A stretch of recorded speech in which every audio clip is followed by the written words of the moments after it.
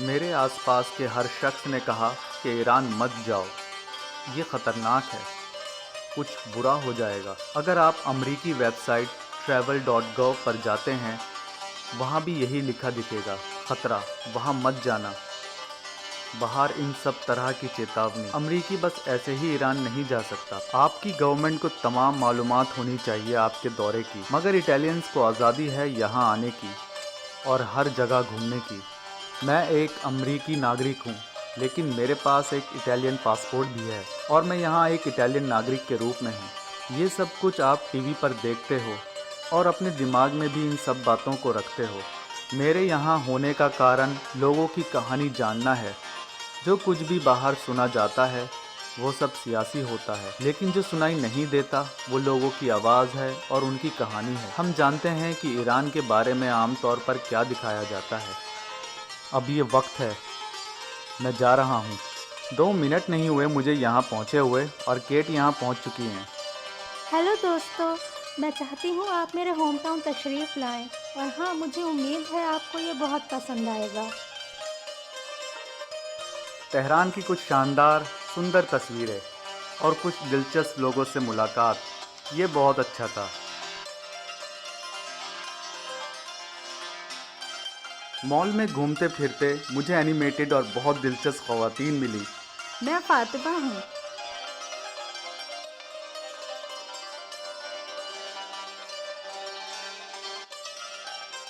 तीसरा दिन और मेरा कैमरा चोरी हो गया। हाँ, चोर मोटरसाइकिल पर था और पता नहीं कहाँ से आया और वो पागल सा था। मेरा मतलब वो अपने काम में माहिर था। जैसे एकदम से मेरा हाथ ढीला हुआ हो और वो फू गायब। वो रेस दे रहा था, उसको हाथ छोड़ना पड़ा। फिर उसने फ़ोन छीना और फ़ोन अपने दूसरे हाथ से पकड़ा। मैं जितनी तेज़ी से भाग सकता था भागा और वो चकमा देता हुआ निकल रहा था, बिल्कुल हॉलीवुड मूवी की तरह। इसकी एंडिंग लगभग हॉलीवुड जैसी होनी थी, क्योंकि मैं उसको पकड़ने ही वाला था। वो ट्रैफिक को पार करने के लिए निकला, लेकिन नहीं निकल पाया क्योंकि यहाँ का ट्रैफिक बहुत ज़्यादा है। वो ऐसे ही रोड पार नहीं कर सकता था, इसीलिए वो कुछ पैंतरेबाजी करने लगा रास्ता बनाने के लिए, और मुझे इससे फ़ायदा हो रहा था। मैं ज़रूर उसका हाथ पकड़कर तोड़ने वाला था, लेकिन जैसे ही मैं उस तक पहुंचा, उसको रास्ता मिल गया था निकलने का। मेरे हाथ में एक स्टडी कैमरा था और मैं उस पर मारने वाला था, लेकिन वो निकल चुका था।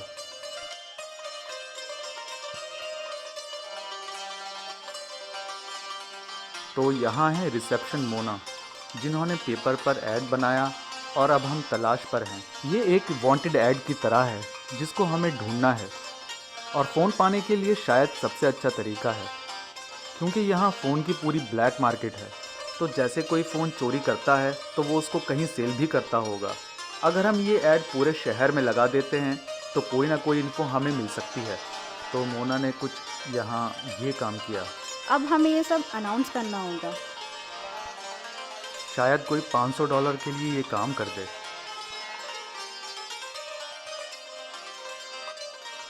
आज की रात हमारी रात है। अगर ये काम करता है तो बहुत बढ़िया होगा।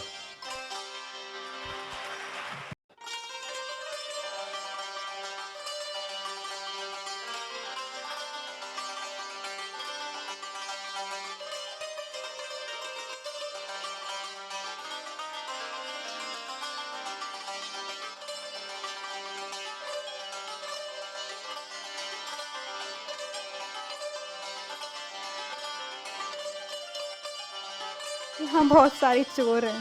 बहुत सारे क्या? चोर। अब मुझे नहीं पता अब मैं क्या करूं।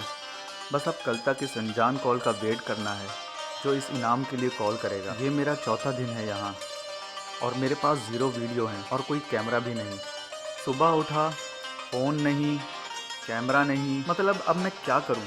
तो क्या बस हार मान लूं? लोगों के बारे में बताना, इस जगह के बारे में बताना तो नहीं। आप केवल खर्च कर सकते हैं, क्योंकि यहाँ इंटरनेशनल बैंकिंग काम नहीं करती। ये सब ईरानी इंस्टाग्राम पर पूछ रहे हैं, क्या ये कुछ मदद कर सकते हैं? तभी मेरे दिमाग में मेरे दोस्त एलेक्स का ख्याल आया, जो कीव में है, क्योंकि वो कीव यूक्रेन में है जो कि 4 घंटे की फ़्लाइट की दूरी पर है। मैंने एलेक्स को लिखा, क्या वो ईरान आना चाहता है? उसने कहा, हाँ शायद किसी दिन, असल में आज रात, क्योंकि आज कीव से फ़्लाइट है और मुझे लगता है शायद वो इस बारे में सोचे 10 या 20 मिनट। ऐसा लगता है जैसे मैं एक्सरसाइज कर रहा हूँ। चलो अब ये टिकट ख़रीदते हैं। बढ़िया, उसको ये मिल गया। अब मुझे फ़ोन लेना चाहिए। मैं रास्ते में हूँ। वो मेरी गर्लफ्रेंड से मिला, शायद वो पार्टी कर रही हो, तो फाइनली कुछ पैसे मिल गए और फ़ोन भी मिल गया। तेहरान के लिए निकल रहा हूँ।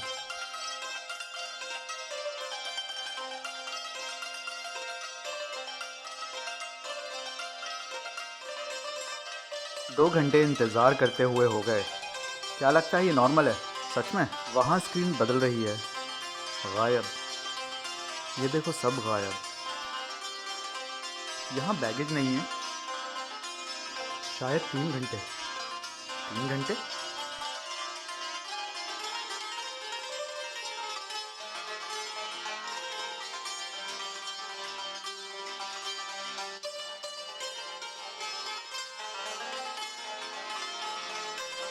वो आदमी लाल शर्ट में। तुम्हें देखकर अच्छा लगा। अच्छा लगा।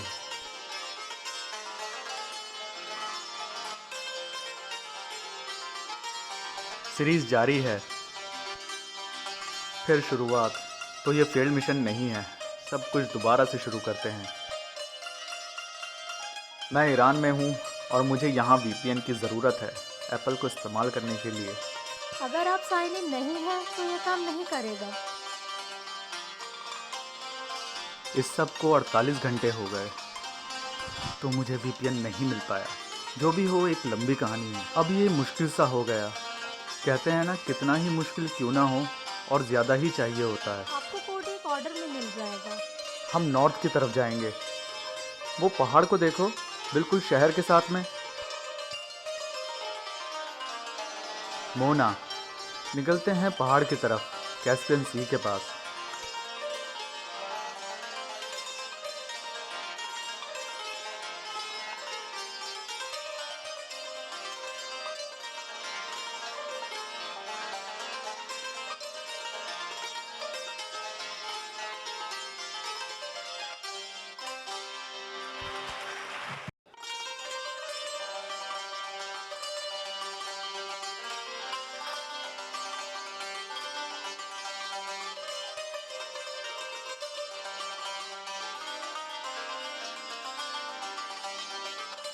मुझे नहीं पता यहाँ बहुत से घर हैं।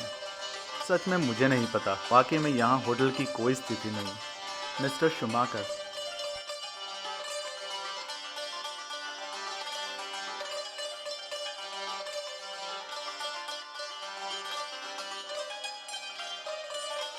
आपको क्या लगता है, क्या ये इतनी कीमत में सही, काफ़ी हद तक मुनासिब है? थोड़ा अंधेरा लगता है।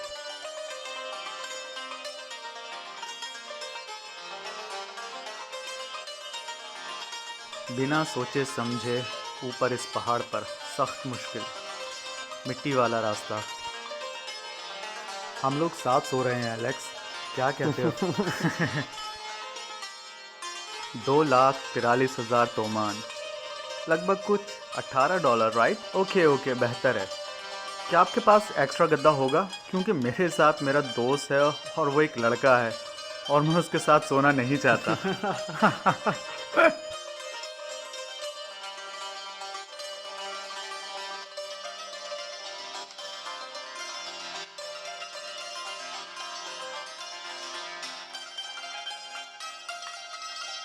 Good morning. क्या मुझे टिकट रिज़र्व करने की ज़रूरत है? जी। तो अब तुम्हारी अगली मंजिल क्या है मेरे दोस्त? कैस्पियन सी। लेकिन ये जो रोड है जिसे हम जा रहे हैं, मैंने सुना है इस पर जंगल भी है। वाओ। मेरा तरीका कुछ ऐसा है, जैसे जैसे मैं आगे बढ़ता हूँ, लोगों से मिलता हूँ, कहानी बनती रहती है। उसमें जो दिक्कतें आती हैं और जो हालात होते हैं, वो मेरी कहानी बनते हैं। मैं कोई स्टोरी प्लान नहीं करता और मेरी कहानी पूरी तरह सही होती है। इंसानी हुकूक की मोहब्बत इसके हाथ में। 27 महीने लगे इसको बनाने में। मैंने अकेले ने बनाया। सिर्फ तुमने? हाँ मैंने।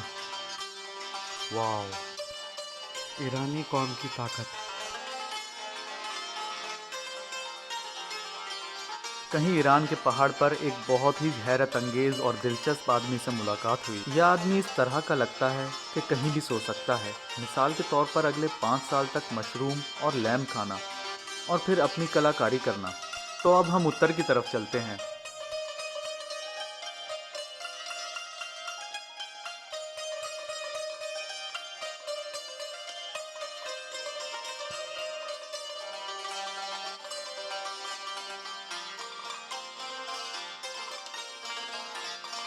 ईरान नहीं है जो आमतौर पर दिमाग में आता है, लेकिन तेहरान के उत्तर में ये एरिया पूरी तरह से रेगिस्तान है। लेकिन जब हम ऊपर पहाड़ पर आते हैं तो ये दिखता है। वाओ।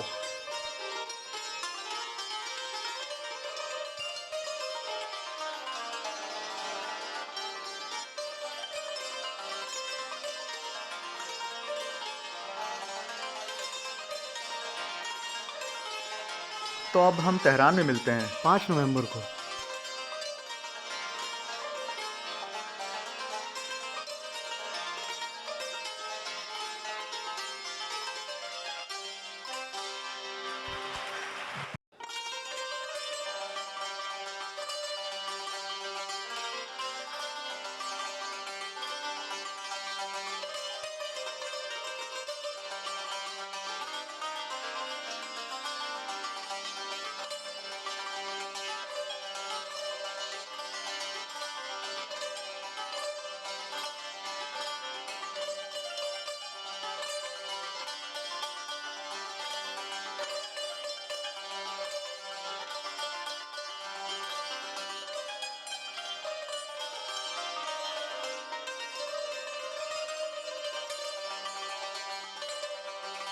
नासा ने यह जारी किया है, रेडिएशन की वजह से रमसर के लोग मार्स में ज़्यादा बेहतर रह सकते हैं।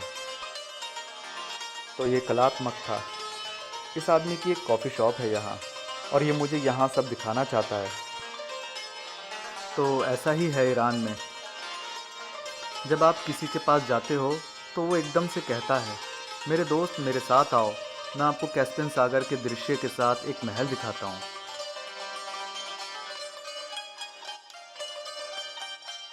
तो इन लोगों ने अपना वक्त निकाला और मुझे यहाँ महल के ऊपर ले आए। और ये यहाँ के लोगों के कल्चर में है बाहर घूमना, जबकि हमारा कोई मकसद नहीं था। आप लोग ये देखिए, ईरानी इंस्टाग्राम को बेहद पसंद करते हैं। क्या ये सही है या कुछ और है? हाँ मुझे लगता है ये सही है, 99% से ज़्यादा। मुझे लगता है यही एक तरीका है जिससे ये दुनिया से जुड़ सकते हैं और अपनी कला को शेयर कर सकते हैं इंटरनेट पर, स्पेशली इंस्टाग्राम पर। एक तरीके से ये ईरान का टिंडर है, तो सब कुछ इंस्टाग्राम के ज़रिए होता है। ये मुझे कितना उत्तेजित कर रहा है। यह बहुत ही हरा भरा है। वहाँ बादलों में बर्फ़ से ढके पहाड़ और मेरे पीछे कैस्पियन सी की खूबसूरती।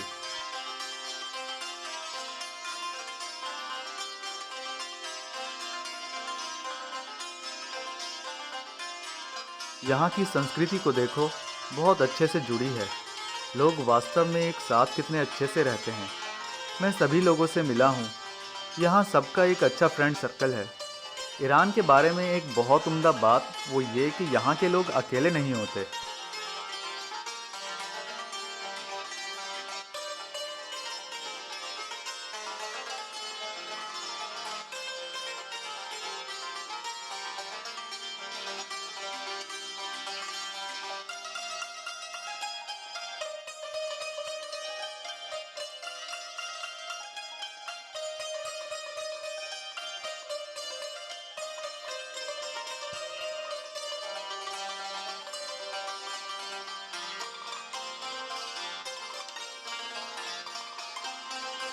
दुनिया का सच तब खुलता है जब आप बिना प्लानिंग के होते हैं और आपका सफ़र ऐसी जगह आकर ख़त्म होता है।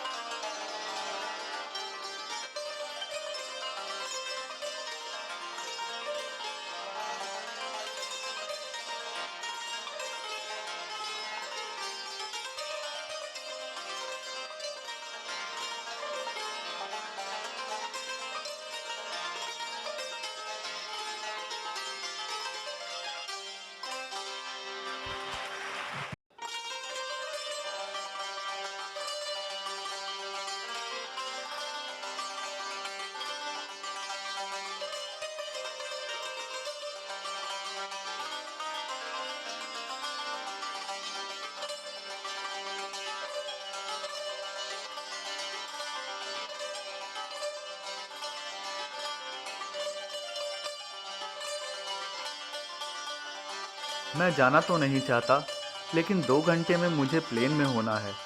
लेकिन मुझे इस्फहान जाने की शिकायत नहीं है।